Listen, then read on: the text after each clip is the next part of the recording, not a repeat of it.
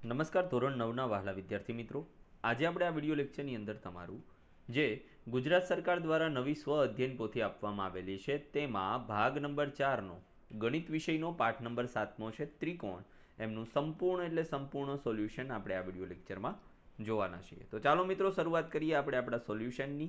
તે પહેલાં એક નાનકડી વાત કરી દઈએ કે જો તમારે આની પીડીએફ જોઈતી હોય તો નીચે ડિસ્ક્રિપ્શન બોક્સની અંદર આપણે આપણી એપ્લિકેશનની લિંક આપેલી છે, ત્યાંથી તમને મળી જશે। તો વિભાગ એમાં પહેલું જોઈએ, નીચે આપેલ બહુવિકલ્પ જવાબવાળા પ્રશ્નો સામે સાચો વિકલ્પ પસંદ કરીને તમારે લખવાનો છે, જેમાં પહેલું ત્રિકોણ એબીસીમાં એબી બરાબર બીસી ખૂણો એ બરાબર 70 હોય તો ખૂણો બી બરાબર કેટલો થાય, તો એમની અંદર જવાબ આવશે 40।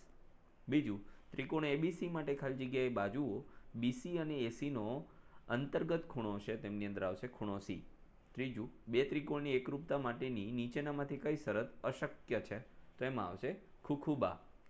ચોથું, ત્રિકોણ એબીસી અને ત્રિકોણ પીક્યુઆરમાં એબી બરાબર આરક્યુ, બીસી બરાબર ક્યુપી અને એસી બરાબર આરપી, તો ત્રિકોણ એબીસી સમરૂપ ત્રિકોણ ખાલી જગ્યા થશે, તો એમાં જવાબ આવશે આરક્યુપી।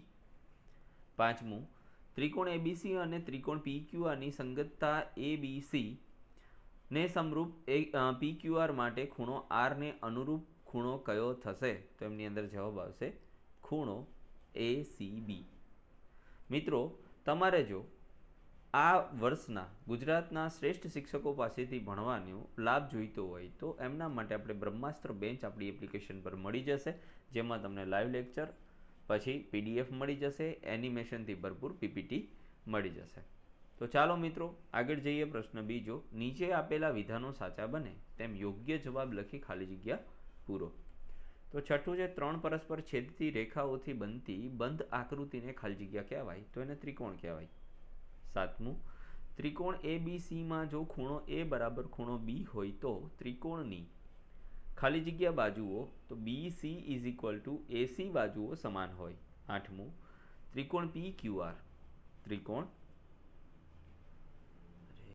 આઠમો પ્રશ્ન છે, ત્રિકોણ પીક્યુઆર સમરૂપ ત્રિકોણ વાય એક્સ ઝેડ જો પીક્યુ બરાબર 4 સેમી તો ક્યુઆર બરાબર 5 સેમી અને આરપી બરાબર 6 સેમી હોય તો એક્સ ઝેડ બરાબર 6 સેમી થશે। નવમું, ત્રિકોણ એબીસી સમરૂપ ત્રિકોણ એક્સ વાય ઝેડ છે, જો ખૂણો એ બરાબર 60 તો ખૂણો બી બરાબર 50 હોય તો ઝેડ ખૂણો બરાબર કેટલો થાય, 70। ત્રિકોણ એબીસીમાં એબી બરાબર બીસી બરાબર સીએ છે, જો બીસી બરાબર 5 હોય તો એ બીસીની પરિમિતિ કેટલી થાય, તો 15 થાય। ખરા ખોટા કરવાના છે, જેમાં પહેલું ખરું, બીજું ખોટું, ત્રીજું ખરું અને ચોથું ખરું। ચોથું છે, નીચેના પ્રશ્નોના એક વાક્યમાં કે શબ્દમાં જવાબ આપવાના છે। 15મો, એકરૂપતાની બા શરતનું વિધાન લખો જો એક ત્રિકોણની ત્રણેય બાજુઓ બીજા ત્રિકોણની ત્રણેય બાજુઓને સમાન હોય તો તે બંને ત્રિકોણ સમરૂપ ત્રિકોણ છે। 16મું, વ્યાખ્યા આપો ચક્રીય ચતુષ્કોણ, તો જે ચતુષ્કોણના ચારેય શિરોબિંદુઓ વર્તુળ પર આવેલા હોય એવા ચતુષ્કોણને ચક્રીય ચતુષ્કોણ કહેવામાં આવે છે। 17મું, એકરૂપતાની બા શરતનું વિધાન લખો જો બે કાટકોણ ત્રિકોણમાં એક ત્રિકોણનો કર્ણાંક અને એક બાજુ બીજા ત્રિકોણના કર્ણાંક અને અનુરૂપ બાજુને સમાન હોય તો આ બે ત્રિકોણ એકરૂપ હોય। 18મું, એકરૂપતાની બા શરતનું વિધાન જો એક ત્રિકોણની બે બાજુઓ અને અંતર્ગત ખૂણાઓ બીજા ત્રિકોણની બે બાજુઓ અને અંતર્ગત ખૂણાને સમાન હોય તો બંને ત્રિકોણ એકરૂપ થાય। 19મું, બે આકૃતિઓ એકરૂપ ક્યારે થાય, તો એકરૂપ આકૃતિઓ એકરૂપ અર્થાત કે બધી રીતે સમાન અર્થાત તેમના માપ અને આકાર બંને સરખા હોય તેવી આકૃતિઓ સમાન ત્રિજ્યાવાળા બે વર્તુળ, સમાન બાજુવાળા બે ચોરસ તથા સમાન બાજુવાળા બે સમબાજુ ત્રિકોણ હંમેશા એકરૂપ થાય છે। 20મું, ત્રિકોણ એબીસી એક ત્રિકોણ એલએમએનને એકરૂપ હોય તો તેનો સંકેત, તો જુઓ ત્રિકોણ એબીસી એકરૂપ અથવા તો સમરૂપ છે કોનેથી, ત્રિકોણ એલએમએનને।